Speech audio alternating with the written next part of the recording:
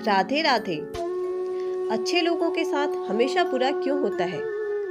यह सवाल हर किसी के मन में आता है। तो आइए जानते हैं भगवान श्री कृष्ण इस कथन के बारे में क्या कहते हैं और उनके मुंह से कही एक छोटी सी कहानी सुनते हैं। अधिकतर पूजा पाठ करने वालों की जिंदगी खुशहाल नहीं होती जितने की दुष्ट व्यक्तियों की। ये सब देखने के बाद आपके मन में भी सवाल जरूर उठता होगा कि अच्छे लोगों के साथ ही बुरा क्यों होता है। लेकिन आज के समय में लोग इस बात को नहीं मानते। इसका सबसे बड़ा कारण यह है कि वे धर्म ग्रंथों को नहीं पढ़ते या फिर उनमें लिखी बातों पर विश्वास नहीं करते। अच्छे लोगों के साथ बुरा क्यों होता है? धर्म ग्रंथों में भगवत गीता एक ऐसा ग्रंथ है जिसमें मनुष्य के मन में उठने वाले सभी प्रश्नों को विस्तार से समझाया गया है। भगवत गीता में वर्णित एक कथा के अनुसार अर्जुन के मन में जब भी कोई दुविधा उत्पन्न होती थी तो वे समाधान के लिए श्री कृष्ण के पास पहुंच जाते थे। एक दिन की बात है, अर्जुन श्री कृष्ण के पास आए और उनसे बोले, हे वासुदेव, मुझे एक दुविधा ने घेर रखा है और उसका समाधान आप ही बता सकते हैं। तब श्री कृष्ण ने अर्जुन से कहा, हे धनंजय, अपनी बात को विस्तार से बताओ, तब मैं तुम्हें उसका हल बताऊंगा। तब अर्जुन बोले, हे नारायण, कृपा करके आप मुझे ये बताइए कि अच्छे लोगों के साथ हमेशा बुरा ही क्यों होता है, जबकि बुरे लोग हमेशा खुशहाल ही दिखते हैं। अर्जुन के मुख से ऐसी बात सुनकर श्री कृष्ण बोले, हे पार्थ, मनुष्य जैसा देखता है या जैसा महसूस करता है, वास्तव में वैसा कुछ भी नहीं होता, बल्कि अज्ञानतावश उसकी सच्चाई को समझ ही नहीं पाता। कृष्ण की बात सुनकर अर्जुन हैरान हो गए और बोले, हे नारायण, आप क्या कहना चाहते हैं? मैं समझ नहीं पाया। श्री कृष्ण ने कहा कि सुनो तुम और खुद ही समझ जाओगे। हर प्राणी को अपने कर्मों के अनुसार सुख और दुख मिलते हैं, अर्थात जो अच्छे काम करता है उसे अच्छा फल मिलता है और जो बुरे कर्म करता है उसे बुरा फल मिलता है, क्योंकि अच्छे कर्म और बुरे कर्म इंसान पर ही निर्भर करते हैं।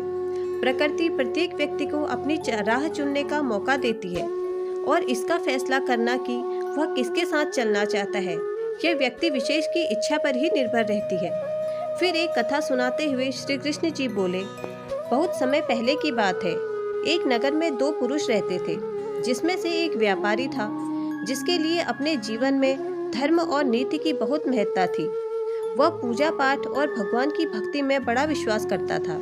चाहे कुछ भी हो जाए वह मंदिर जाना नहीं भूलता था, न ही धर्म दान के कार्य में कोई कमी करता था। चाहे कुछ भी हो जाए वह भगवान की नित्य पूजा अर्चना किया करता था। वहीं दूसरी ओर उसी नगर में वह दूसरा पुरुष रहता था जो पहले पुरुष से बिल्कुल विपरीत था।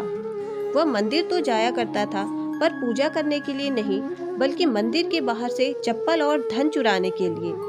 उसे दान धर्म न्याय नीति किसी में कुछ लेना देना नहीं था। इतना ही कि वह मंदिर जाकर चोरी किया करता था। इसी तरह समय बीतता गया। एक दिन उस नगर में जोर की बारिश हो रही थी, जिसकी वजह से उस नगर में पंडित के अलावा और कोई नहीं था। ये बात जब दूसरे पुरुष को पता चली तो उसके मन में ख्याल आया कि अब ये सही मौका है मंदिर से धन चुराने का। अब वह बारिश में ही मंदिर जा पहुंचा। मंदिर पहुंचते ही उस चोर व्यक्ति ने पंडित से नजर बचाते हुए सारा धन चुरा लिया और बड़ी प्रसन्नता के साथ वहां से निकल गया। उसी समय धर्म और कर्म पर विश्वास करने वाला व्यापारी भी मंदिर पहुंचा और भगवान के दर्शन किए, परंतु दुर्भाग्य से मंदिर का पुजारी उस भले व्यक्ति को ही चोर समझ बैठा और शोर मचाने लगा। शोर सुनते ही मंदिर के आसपास के लोग आ गए और भीड़ जमा हो गई। सभी लोग उस भले व्यापारी को ही चोर समझ बैठे, फिर उसे अपमानित करने लगे। यह देखकर वह भला व्यक्ति हैरान हो गया और उसे समझ नहीं आ रहा था कि अब उसके साथ क्या हो रहा है। फिर वह नगर के लोगों से बचता हुआ किसी तरह मंदिर से निकल गया, लेकिन दुर्भाग्य ने उसका साथ वहां भी नहीं छोड़ा। मंदिर से बाहर निकलते ही वहां एक गाड़ी आई जिससे वह टकरा गया और घायल हो गया। फिर वह व्यापारी लंगड़ाते हुए घर जाने लगा। तभी रास्ते में उसकी मुलाकात उस दुष्ट व्यक्ति से हुई जिसने मंदिर का सारा धन चोरी किया था। वह दुष्ट व्यक्ति झूमता और नाचता हुआ जोर जोर से बोल रहा था कि आज तो मेरी किस्मत चमक गई। एक साथ इतना सारा धन मिल गया।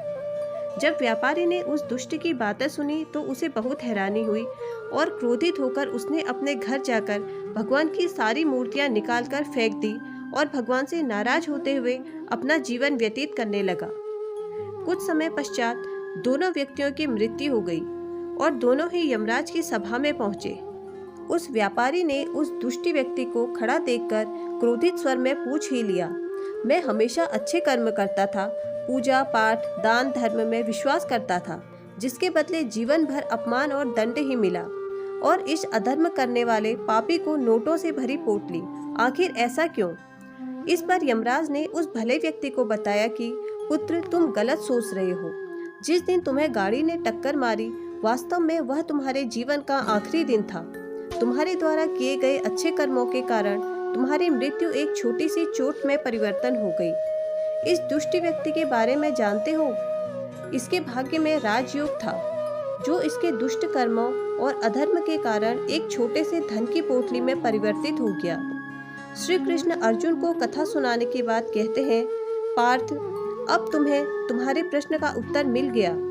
ऐसा सोचना कि भगवान अच्छे कर्मों को नजरअंदाज कर रहे हैं, ये बिल्कुल भी सत्य नहीं है।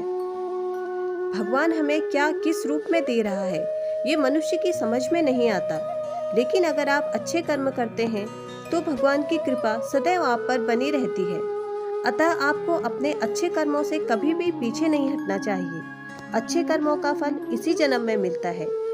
अगर आपको मेरी वीडियो पसंद आई तो मेरी वीडियो को लाइक और मेरे चैनल को सब्सक्राइब जरूर करें।